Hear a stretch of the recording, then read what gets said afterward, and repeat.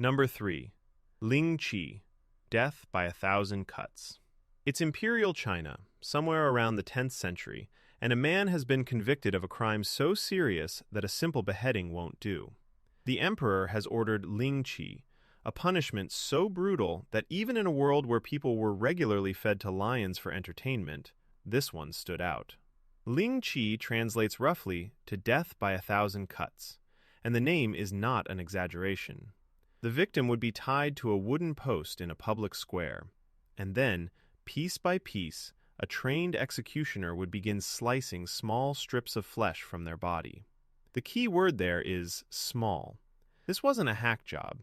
The executioner was a professional whose entire job was to keep you alive and conscious for as long as humanly possible. He'd start with the chest or the arms, taking thin slices that bled profusely but didn't hit anything vital. The goal was to inflict maximum pain while delaying death by hours, sometimes days. Some accounts describe executioners making over 3,000 individual cuts before finally delivering the killing blow. Now, you might be thinking, surely nobody actually did this.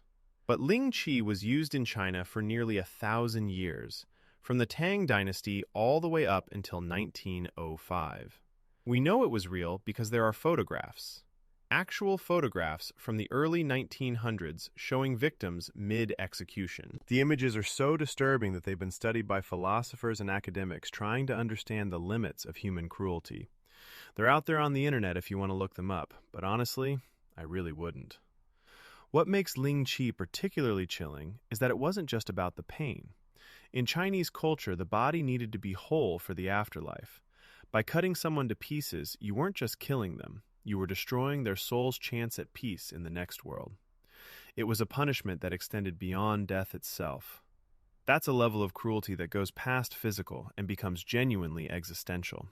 The punishment was typically reserved for the worst offenses: treason, mass murder, crimes against the emperor. But in some dynasties, it was also used against tax evaders and corrupt officials, which seems like a pretty aggressive audit. One famous case involved a eunuch named Liu Jin, who was sentenced to Ling Qi in 1510. According to records, the executioner made 3,357 cuts over the course of 3 days. Liu Jin reportedly survived the first 2 days before finally dying on the third.